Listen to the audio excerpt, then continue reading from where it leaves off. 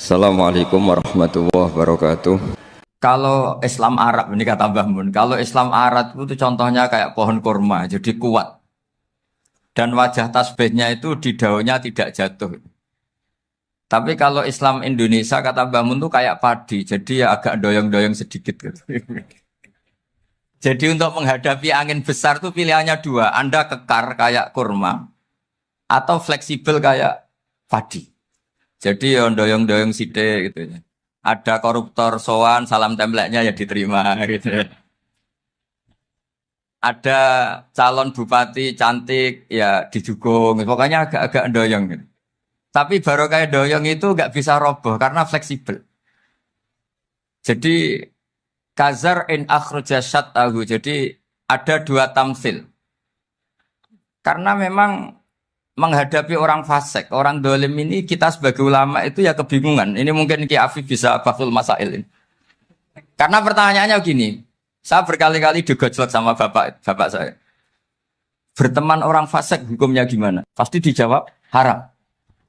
Tapi kalau pertanyaannya dibalik, membina orang fasik hukumnya gimana? Baik. Dan bisa membina kalau berteman.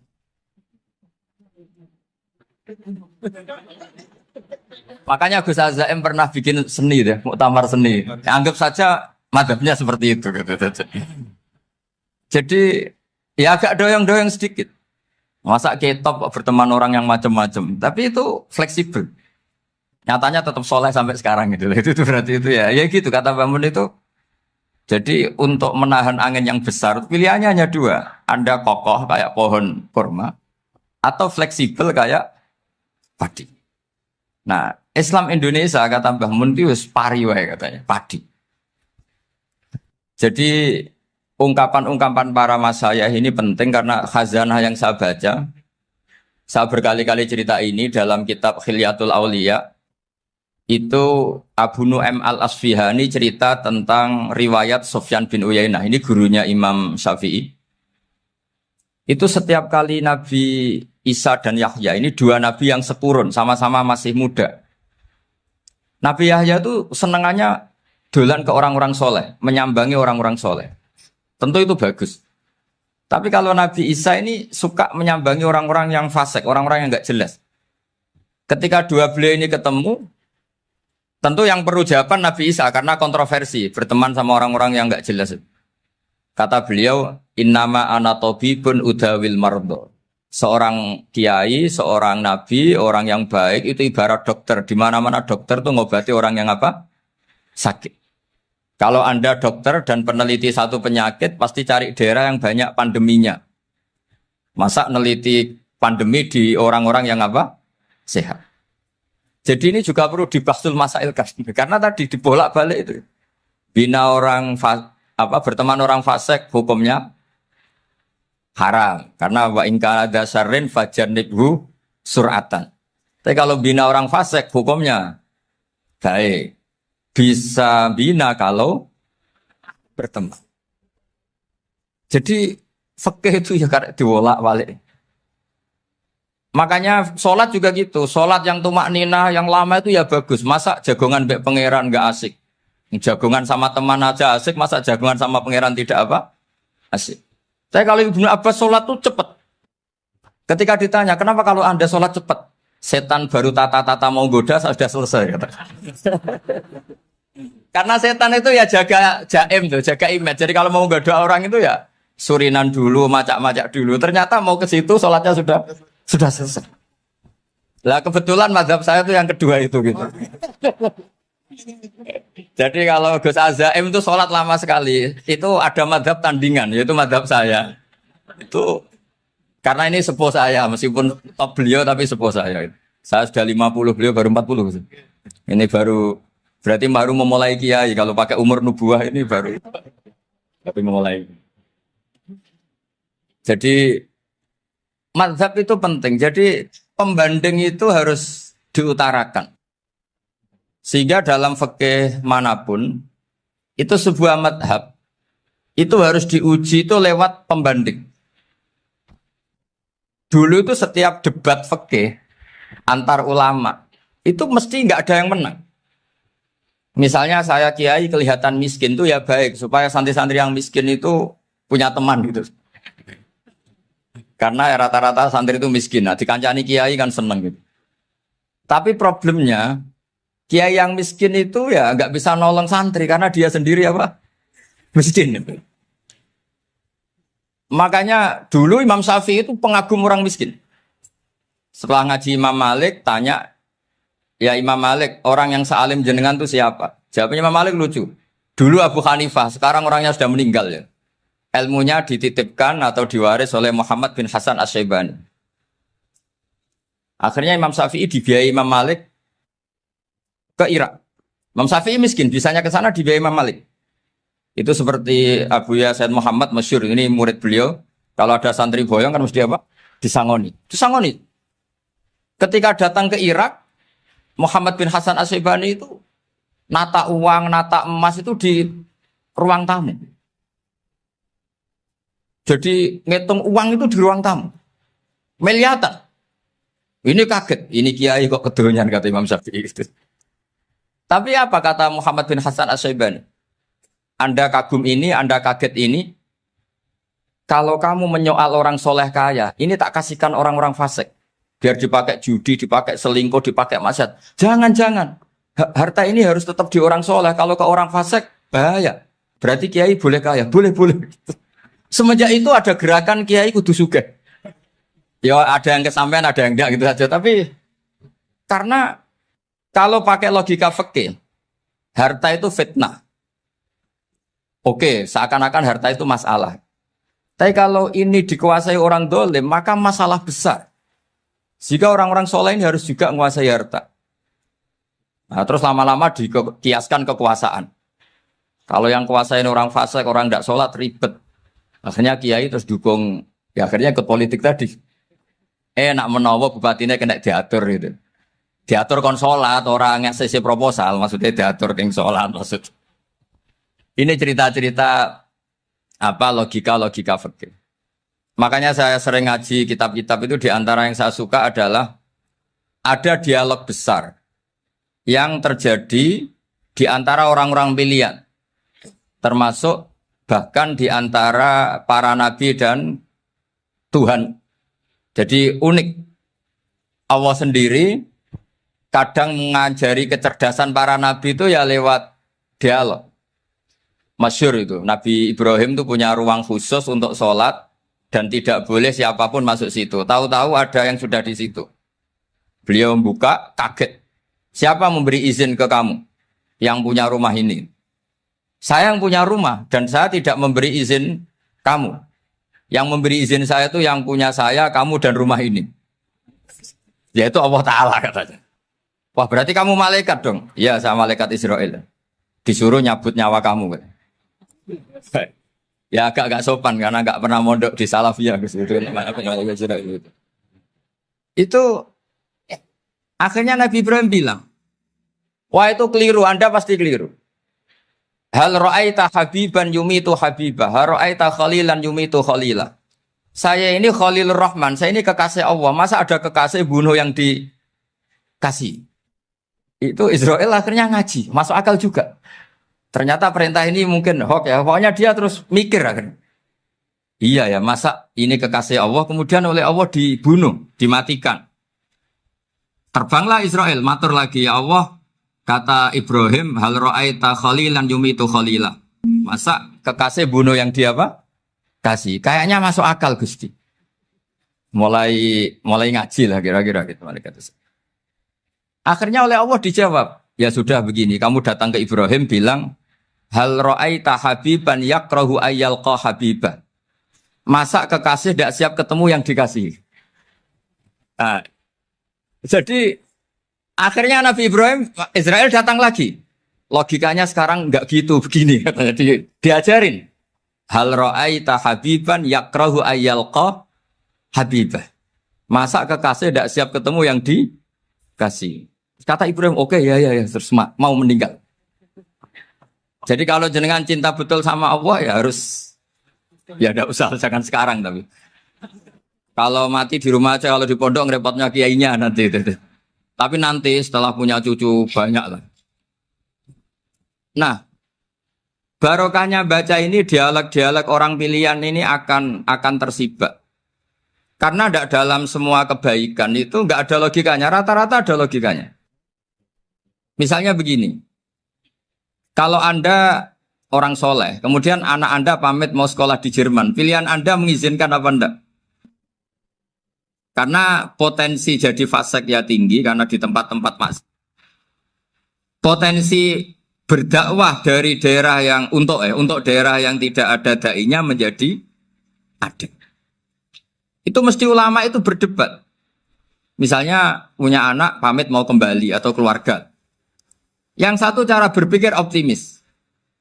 Awal ada dai di beberapa negara Eropa itu ya barokahnya imigran, pekerja, mahasiswa. Dan semua itu bumi Allah, harus ada tasbih, harus ada tahmid. Dan itu harus dimulai dari kemauan atau mengizinkan anak asuh kita ke sana. Tapi di sisi yang lain potensi jadi fasik itu tinggi sekali. Mana iman pas-pasan. Nah hal-hal seperti ini itu pasti jadi perdebatan. Dan kita harus menjawab. Dan tadi kayaknya di semua Basul Masail, Pondok Salafiyah jawabnya pede semua. Nggak ada ragu, nggak ada khilaf. Baguslah kalau pede. Meskipun nanti mungkin ada ulama lain yang cara berpikir apa? Berbeda. Sehingga, ini saya cerita ya. Sehingga di kitab-kitab fikih, misalnya saya kok hidup di Bali sudah punya komunitas ngaji. Itu kok saya pindah ke Sukorejo sini. Banyak ulama yang mengatakan haram. Karena membiarkan bumi Allah yang sudah pernah ada orang yang sujud, kemudian ditinggalkan kosong, dan kemudian dikuasai orang yang tidak sujud. Jadi dianggap itu pembiaran. Jadi banyak di kitab Qalyubi, sarahnya Mahalli, jika ada seorang muslim yang hidup di negara orang kafir, dia nyaman, tidak dapat teror, itu nggak boleh lagi pindah ke negara Islam yang sehat. Karena takutnya li'alla yastau li'al kafir tilkal buk'ah, supaya bumi itu tidak dikuasai orang kafir. Jadi ini hal-hal yang para fuqaha itu harus berdebat. Karena ini masalah-masalah furu'iyah. Sehingga mulai dulu ya banyak ulama yang nyun sewu berpolitik. Mulai Wali Songo sampai sekarang alhamdulillah yang minat banyak. Mungkin bedanya ikhlas sama tidaknya. Tapi kalau saya pernah dikeluhin utusan dari ya komunitas. Islam Indonesia itu dulu itu ceritanya banyak yang dari Kamboja. Kalau dulu orang cerita itu orang Cempa. Itu setelah di Indonesia besar Wali Songo dan Brawijaya 5 itu sudah mulai oleng, itu singkat cerita mereka berpikir ingin bikin kerajaan apa? Islam di Demak Mintoro dengan raja pertama yaitu Raden Fatah. Karena Raden Fatah ini putra Brawijaya. Padahal setelah jadi kerajaan ini era cucu sudah konflik, berebut kekuasaan. Akhirnya sampai jadi Jipang, jadi Jogja, jadi Solo dan seterusnya. Tapi kata Mbah Mun itu tetap barokah. Karena orang Islam terus terbiasa mimpin. Sekeliru-keliru sidik, sebagai orang Islam biasa mimpin. Sehingga zaman Mbah Hashim ya sudah mimpin Masumi, zaman Ki As'ad pengaruhnya besar. Sampai sekarang Kiai pengaruhnya besar. Nah barokahnya Kiai pengaruh besar ini sampai moral jadi ukuran. Misalnya sekarang ada calon bupati kok nggak sholat, itu pasti kalah. Jadi sholat itu jadi tolok ukur untuk calon apa? Bupati. Meskipun mungkin punya efek pura-pura sholat, tapi nggak apa-apa lah. Sementing moral ini jadi ukuran. Sementara yang di Thailand, di Patani, itu karena dulu pelajarannya tasawuf, itu orang nggak ambisi mimpin dunia. Tahu-tahu dipimpin. Dan akhirnya nyuwun sewu ya saage Islam-Islam yang dulu terlalu tasawuf karena nggak punya pengalaman memimpin, akhirnya lazimnya konsekuensinya hanya dipimpin. Tapi Islam Indonesia beda, karena kulino mimpin itu akhirnya dari orang Islam biasa menjadi Islam yang sholat sampai Islam yang bisa ngaji itu bisa mimpin negara. Tentu yang paling populer dimulai Gus Dur. Jadi ini sesuatu yang barokahnya istihad para kiai, sementing Islam kulino mimpin. Sehingga di Indonesia itu barokahnya itu, kebaikan itu jadi tolok ukur. Ada orang kok terkenal koruptor, atau terkenal nyuwun sewu selingkuh, atau terkenal apa, itu pasti tidak jadi. Karena moral itu menjadi tolok ukur. Dan itu adalah politik para kiai. Jadi ini saya cerita, dan itu negara juga akhirnya untung karena seleksi agama sama negara itu sama-sama kiai ya bilang negara harus dipimpin orang soleh, negara juga bilang seperti itu. Nah, ketokohan-ketokohan para beliau-beliau ini yang mau lah bekerja sama dengan Umarok. Kita tahu dulu Pak Harto ya rawuh ke sini ketika Muktamar 84, rawuh ke Ki As'ad, ketika mau kembali ke Khittah juga dirembuk oleh ulama dan Umarok. Dan akhirnya ini menjadi negara yang alhamdulillah semoga selalu menuju baldatun thayyibatu wa rabbun ghafur. Nah, kemudian di sini saya tabarruk dengan Said Muhammad, gurunya Kiai Haji Azaim. Saya mau cerita tentang amaliyah tadi. Saya sebetulnya nggak niat bacakan bab itu, gara-gara ada khataman jumlahnya banyak saya jadi pusing. Ini panitianya tanya, khatam betul apa enggak? Iya, Gus, khatam betul. Tapi kayaknya saya tidak yakin itu. Karena saya ini kan dari pondok tahfidz itu. Biasanya anak khataman itu ya rada bodoni itu loh. Wes dibaca buanter sing nyemak mau ndelok pojok etok. Mergo kebanteren. Nah, akhirnya lafat-lafat yang di tengah itu enggak di apa? Baca. Tapi ya semoga dimaafkan Allah lah. Yang jelas itu enggak. Tapi saya mau cerita ya. Jadi cara berpikir Said Muhammad ini nanti juga saya teruskan di Ma'had Ali. Ini saya baca ya. Di antara yang diyakini madhab Malikiyah, ini saya baca saja teksnya. Jadi ada riwayat namanya kalau Said Muhammad bahasakan itu Ataqoh Somadiyah. Kalau di Indonesia kadang orang bilang Al-Ataqoh Al-Kubro. Yaitu dengan membaca surat Ikhlas, di sini jumlahnya hanya 100 kali, kila 1000 kali. Tadi berapa teman? 700 juta ini sudah susuk banyak ini. Di sini hanya 40, riwayat lagi 100, 1000. Terus sampean tadi berapa? 800 juta. Wah, ini sudah susuk ini. Itu anak cucu sampean pasti masuk surga itu kalau gitu. Ini saya baca, ini kitabnya Said Muhammad ini. Suratul Ikhlasi wal Itqu minan nar. Akhrajat Tabrani fil Kabir an Fairuz ad-Dailami wa Ibnu Ukhtin Najasi. Waqad khadaman Nabiyya sallallahu alaihi wasallam. Orang ini jadi khadimnya Nabi. Qala Rasulullah sallallahu alaihi wasallam, "Man qara'a qul huwallahu ahad mi'ata marratin fi shalat ghairiha katabawahu lahu bara'atan minan nar." Ini hanya berapa ini? Mi'ata marrah. Berarti kalau satu orang itu cukup 100. Tadi sudah untuk 7 turunan tadi untuk orang berapa? Ya, untuk 7 turunan cukup ya? Untuk 7 turunan. Ya sudah susuk ini. Duh, ribet ini. Nah, ini tak cari pembenarannya, ini supaya keren. Ini di halaman 188 Abwabul Farad. Warwa Ibrahim bin Muhammad al-Khiyari fi fawaitihi an Hudzaifah marfu'an. Man qara'a qul huwallahu ahad alfa marratin faqad ishtara nafsahu minallah. Berarti 100, ada riwayat lagi 1000. Nanti tak carikan lagi yang berapa? 1 miliar. Jangan banyak-banyak. Nah, ini saya baca ya. Wa hadzal adatu huwa al-ma'rufu bi ataqatis somadiyah. Wa qad nassa jama'atun min mutaakhiril malikiyah ala istihbabi ataqatis somadiyah. Wa haddu ala qiraatiha wa istimaliha. Minhum Asy-Syaikh Abdus Salam Al-Asmar sak teruse ini. Jadi kullu haula'i istahabbu ataqatas somadiyah ma'atirafi ba'dihim kal misnawi bisyidati fi hadisiha. I'timadan ala anna hadza minal fadha'il allati yutasahalu fiha. Faman sa'a yasta'milaha roja'a khusula ma fiha fala ba'sa bidzalik. Ala syarti alla ya'taqida thubuta dzalika anin nabi sallallahu alaihi wasallam hatta la yaqa'a fil kitsbi alaihi. Jadi intinya itu silahkan Anda bikin jumlah sesuai versi Anda. Yang penting Anda jangan kampanye kalau itu perintah Kanjeng Nabi Muhammad sallallahu alaihi wasallam. Karena kalau kamu atasnamakan Nabi kemudian jumlahnya sampai 800 berapa? 800 juta, berarti Nabi mengajarkan masyaqqah pada umatnya. Jadi cukup yang riwayat itu di sini hanya 100 sama 1000. Jadi kalau jumlah tadi untuk 7 apa? Turunan. Jadi kamu harus ditutup dengan doa, ya Allah, semua itu bukan untuk saya tapi untuk 7 turunan. Tolong catat ya Allah. Karena jadi artinya gini loh ya, orang Indonesia yang sering mempraktekkan Atakosomadiyah itu bukan tanpa dalil.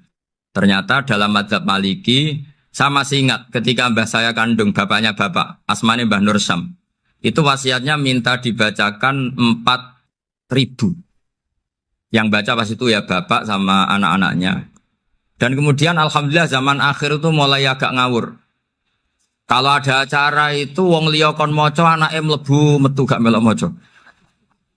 Itu keliru, saya jamin itu keliru. Saya sering kalau mimpin di rumah, kalau yasinan di tonggo-tonggo kok anaknya gak maca saya keluar. Bapakmu wong liya kon maca kata saya. Jadi itu menurut saya itu yang jelas saya sampai ngisi begini. Yang ada riwayatnya itu idza mata ibnu adam min qata amaluhu illa min salasin shadaqatin jariyah au ilmin yuntafa'u bi awaladin sholihin yatullah. Itu tidak ada di hadis au kiyayin sholihin yatullah. Yang ada itu awaladin apa? Sholihin. Jadi anaknya harus ikut. Kalau tidak ada usah kata. Akhirnya anaknya udah tinggi Gus nggih. Wah, akhirnya tak kei jagung paling akeh kula mendet sithik. Wong aku anake. Kadang-kadang enggak orang lain baca buahnya anaknya mau mlebu metu mau enggak tamu mbek rokokan. Itu harus ditobatkan itu. Keliru itu. Karena nasnya bukan awkiyayin solihin tapi awaladin solihin. Ini bukan provokator, ini memang iya harus seperti itu. Nah terus tentang tadi la ilaha illallah yang didawahkan Gus Azaim. La ilaha illallah itu penting sekali, cuma saya mohon itu dielmoni lah.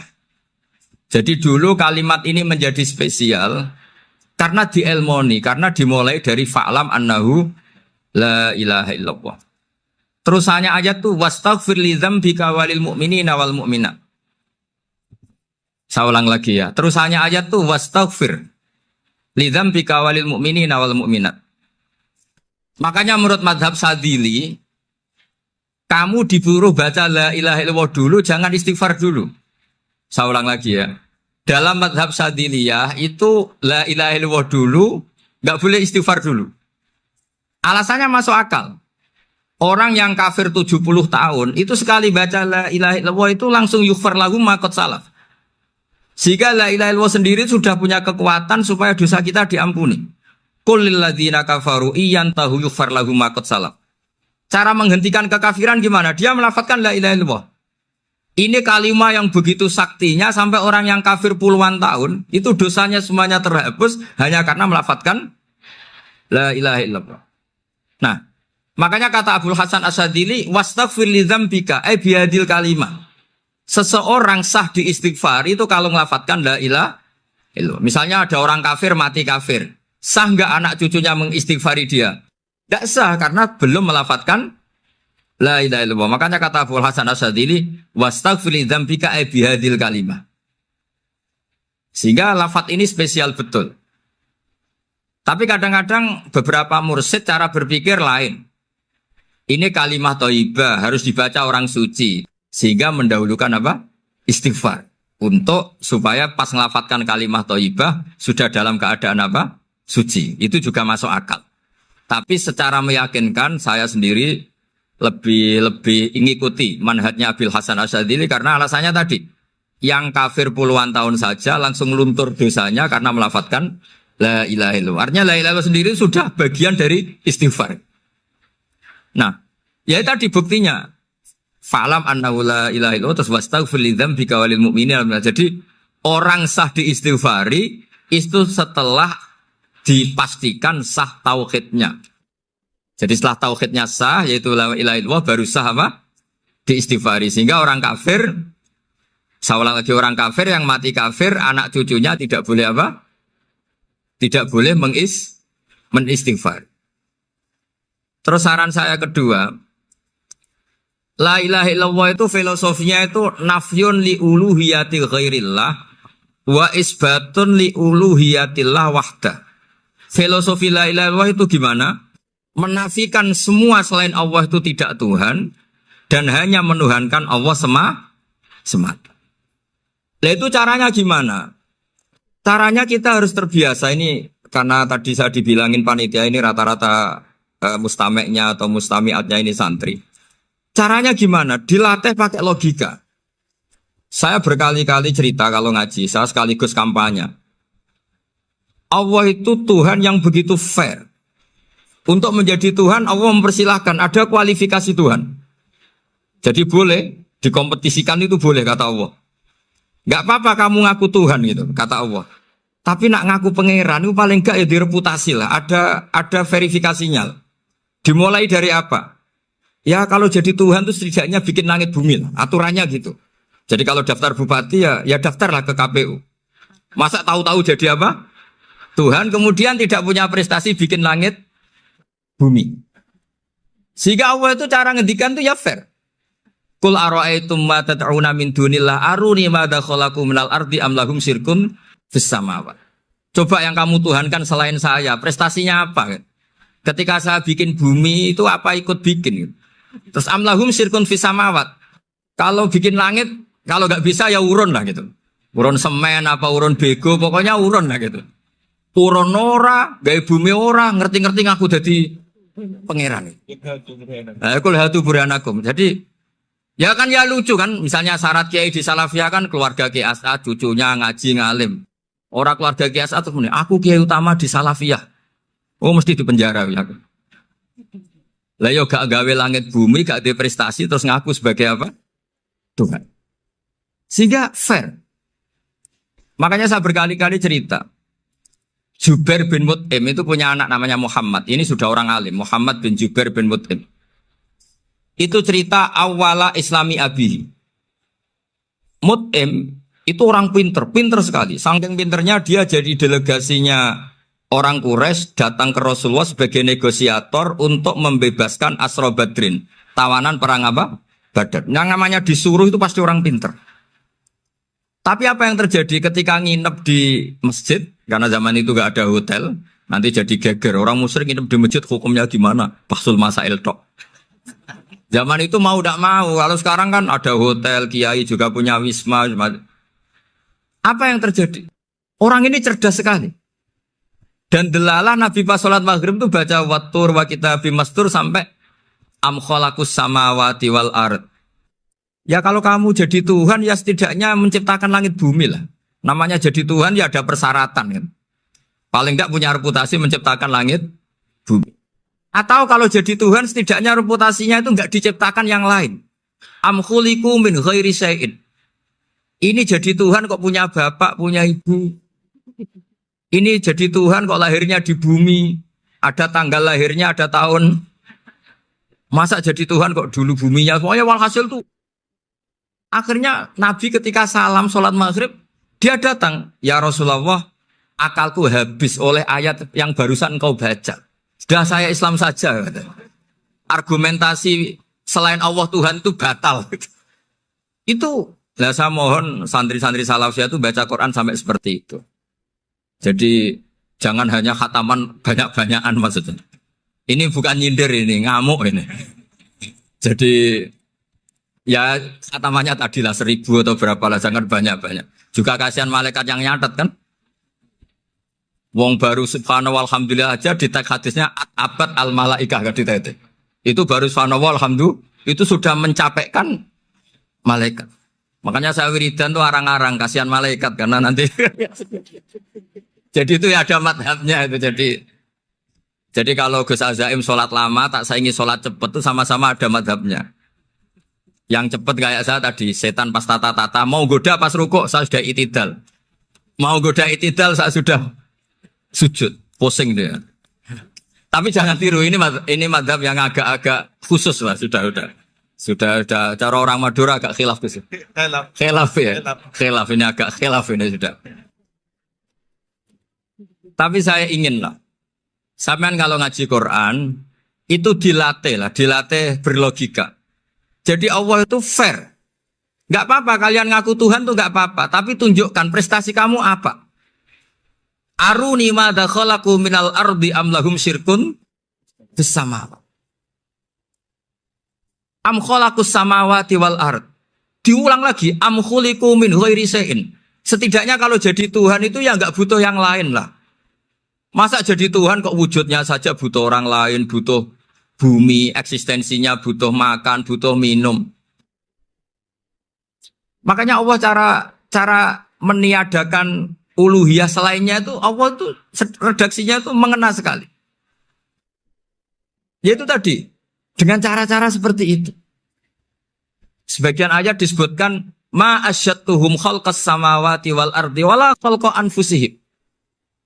Wong Tuhan kok nggak punya reputasi bikin langit, bikin bumi, bahkan untuk menciptakan dirinya sendiri saja nggak bisa. Ya sudahlah, kamu nggak usah ngaku Tuhan, nggak level kata gitu.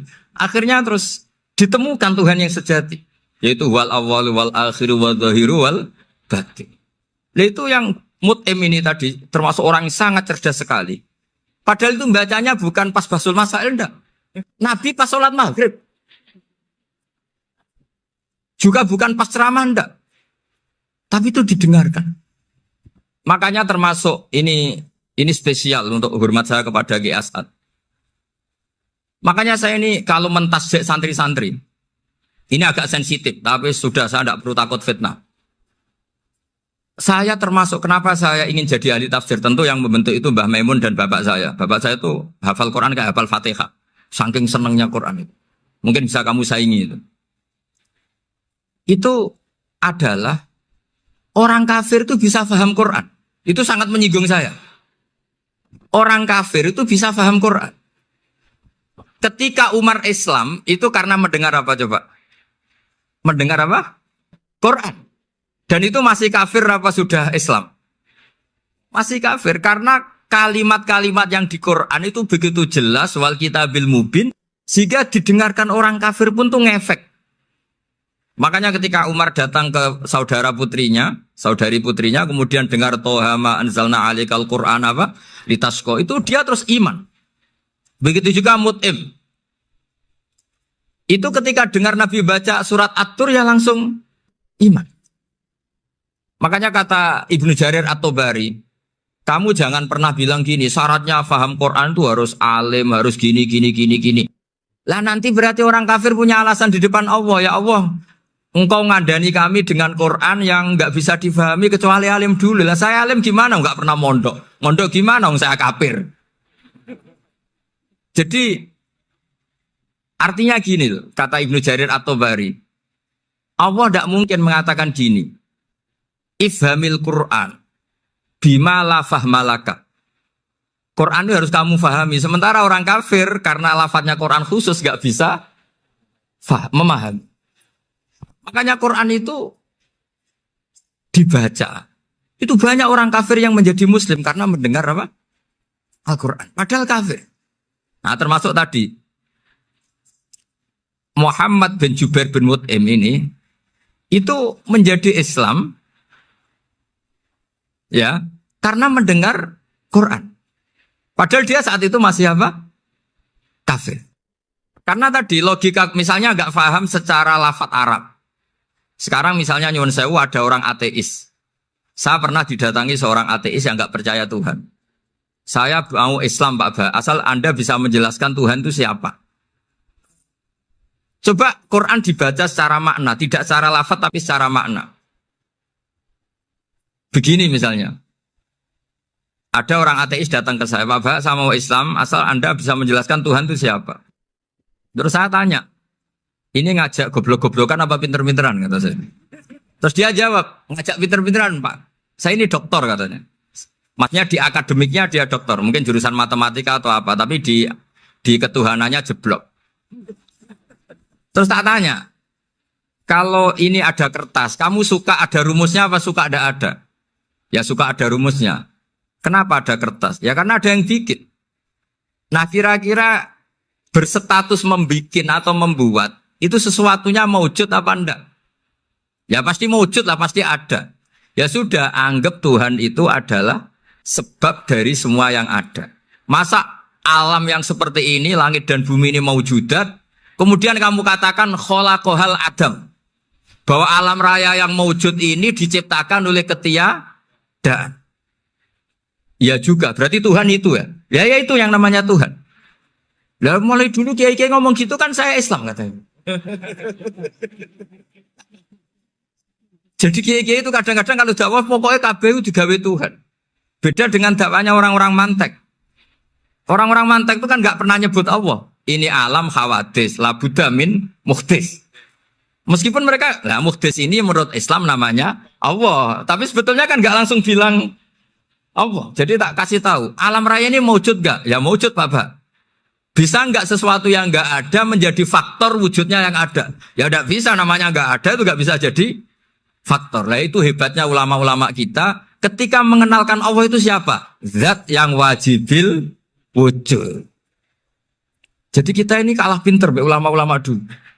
Ya alhamdulillah kalahnya sama ulama dulu. Kalau kalah sama ulama sekarang isin lah. Jadi ulama dulu sudah pinter.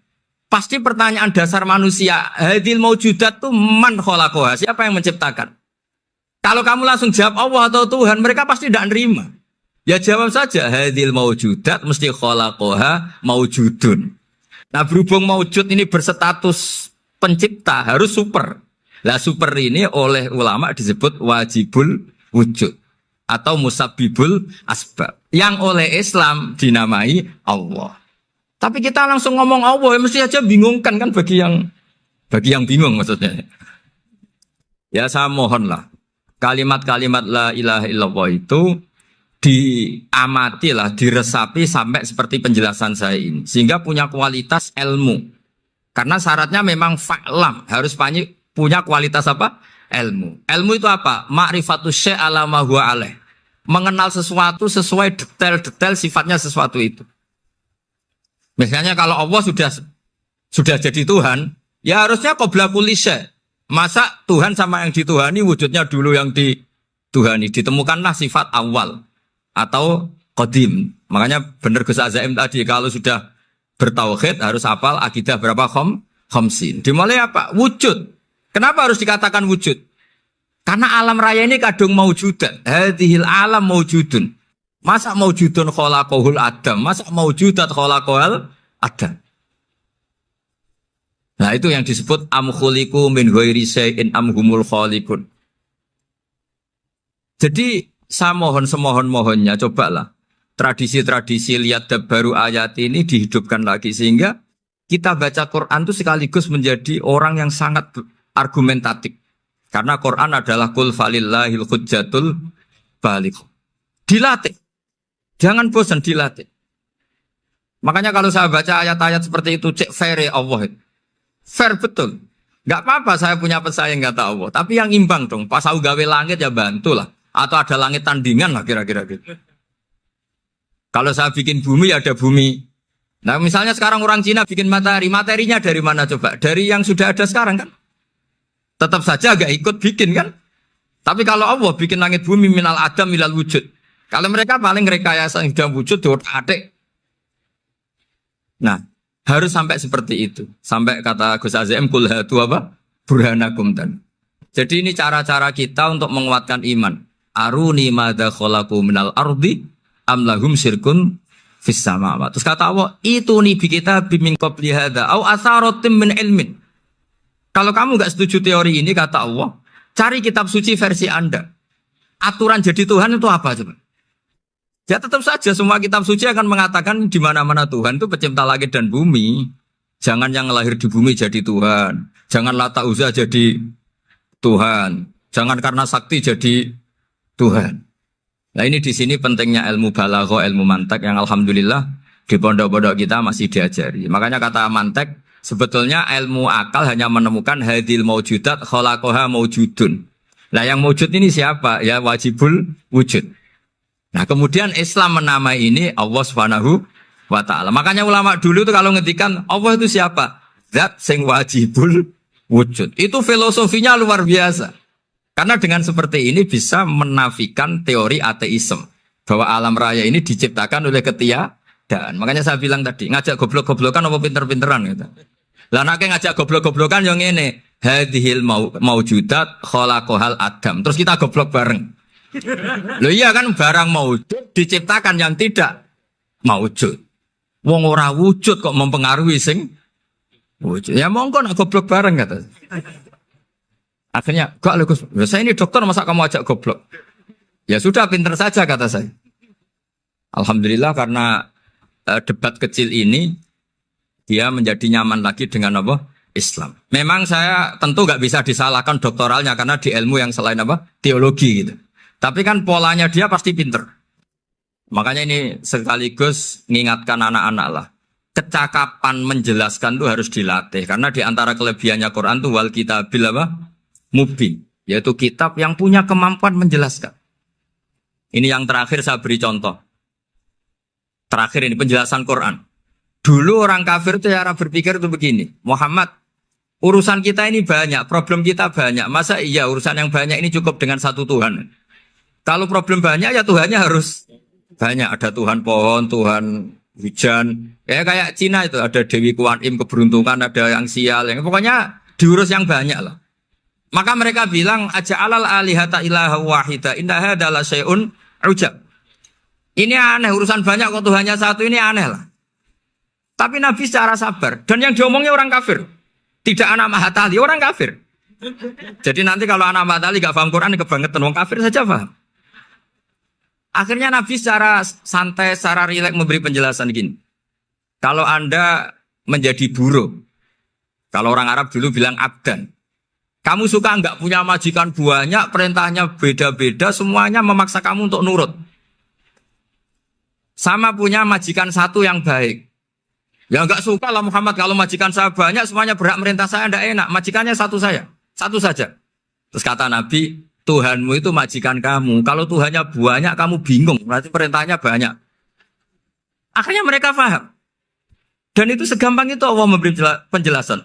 Dorobawo masalah rojulan. Fihi syuraka umutasyakisuna wa rojulan salamal lirojul. Hal yastawiyahani masalah. Alhamdulillah. Langsung diberi analogi. Kalau kamu jadi buruh, punya majikan banyak, yang perintahnya beda-beda. Kemudian jadi buruh yang majikannya satu. Kamu milih mana? Ya milih satu Muhammad. Ya sudah. Kalau Tuhannya banyak, perintahnya banyak, kamu juga bingung. Langsung menjadi faham. Nah, ketika ada orang tidak ikhlas, Nabi cara memberi penjelasan juga gampang. Misalnya saya dikasih uang Gus Azaim 1 juta. Kemudian matur nuwun saya sama Pak Afif. Ya, aneh enggak? Saya ini orang aneh enggak? Orang aneh enggak? Itu Nabi kalau mencontohkan orang tidak ikhlas gitu. Kata Rasulullah, orang tidak ikhlas itu sebagaimana orang beli budak. Min kholisi malih. Budak itu dibeli dari uangnya sendiri. Kemudian fa'amila hadal abdu, budak ini kemudian bekerja dan a'tohullatahu. Hasilnya dikasihkan sama orang lain. Terus Nabi memberi percontohan. Ayasurrukum ayyakuna abdukum kadzalik. Apa kamu suka kalau budak kamu seperti itu? Dulu orang-orang dulu kan beli budak untuk disuruh bekerja terus disuruh setor apa hasilnya. Jadi budaknya kamu yang beli, yang biayai. Kalau sekarang mungkin gak ada budak gini lah. Saya nyuruh Zaid, tak kasih mobil, tak kasih bensin, tak kasih uang jalan supaya narik angkot. Hasilnya disuruh ngasihkan saya. Ternyata dikasihkan orang lain dan matur nuwun sama orang. Kamu suka punya budak seperti itu? Ya tidak suka ya Rasulullah. Ya ibaratnya seperti itu. Bumi yang bikin Allah, nyawa kamu yang bikin Allah, semua fasilitas dari Allah. Kemudian kamu menyembah selain Allah. Segampang itu. Dan Nabi telaten sampai dulu yang mayoritas orang kafir menjadi mayoritas Muslim. Dan semuanya tanpa paksaan. La ikroha fiddin. Karena qad tabayyana rusdu minal ghayy. Nah, cara tabayana gimana? Yaitu punya kemampuan menjelaskan. Wal kitabil apa? Mubin. Ini makanya saya mohon lah. Ini saya mohon semohon-mohonnya anak-anak ini kan kader-kadernya Mbak Samsul Arifin, Mbak As'ad, Gus Fawaid, sekarang Gus Azaim, semuanya harus punya kemampuan wal kitabil apa?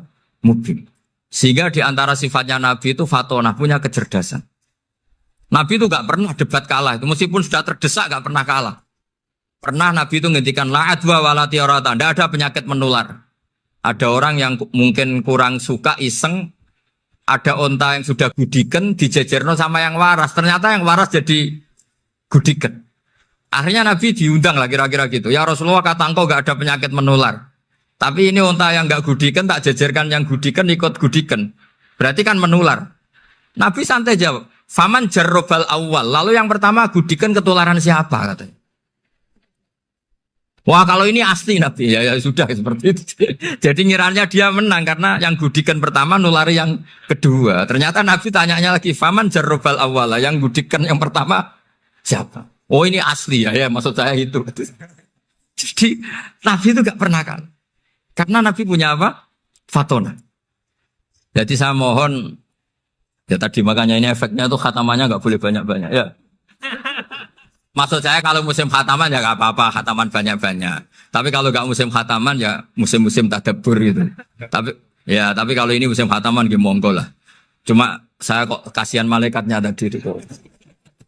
Ya matur mawon minta maaf. Assalamualaikum warahmatullahi wabarakatuh. Sahabat beriman yang dirahmati Allah Subhanahu wa taala. Kiai Haji Ahmad Bahauddin Nur Salim atau lebih dikenal sebagai Gus Baha, lahir 29 September 1970, merupakan penceramah yang berasal dari Rembang, Jawa Tengah. Beliau dikenal sebagai salah satu ulama ahli tafsir Al-Quran dan merupakan murid dari Kiai Haji Maimun Zubair. Gus Baha merupakan putra dari seorang ulama pakar Al-Quran dan juga pengasuh pondok pesantren Tahfidzul Quran, yaitu Kiai Haji Nur Salim Al-Hafidz dari Narukan, Kragan, Rembang. Kiai Nur Salim merupakan murid dari Kiai Arwani Kudus dan Kiai Abdullah Salam, Kajen Mergoyoso Pati. Nasabnya bersambung kepada para ulama besar. Bersama Kiai Haji Hamim Zazuli Gusmi, Gus Baha mulai gerakan Cantiko, jamaah anti koler, yang menyelenggarakan kajian Al-Quran secara keliling. Cantiko kemudian berganti nama Mantap, Majelis Nawaitu Topo Broto, lalu berubah menjadi Zikrul Ghafilin. Kadang ketiganya disebut bersamaan, Cantiko, Mantap, dan Zikrul Ghafilin. Dari silsilah keluarga ayah, Gus Baha merupakan generasi keempat ulama-ulama ahli Al-Quran. Sedangkan dari silsilah keluarga ibu, Gus Baha menjadi bagian dari keluarga besar ulama Lasem. Dari Bani Mbah Abdurrahman Bai Syaiban atau lebih dikenal dengan Mbah Sambu. Alhamdulillahirrabbilalamin. Telah kita simak bersama kajian Gus Baha, Kiai Haji Ahmad Bahauddin Nur Salim. Semoga dapat bermanfaat dan berkah di dunia sampai akhirat. Demikian yang dapat kami sampaikan. Wassalamualaikum warahmatullahi wabarakatuh.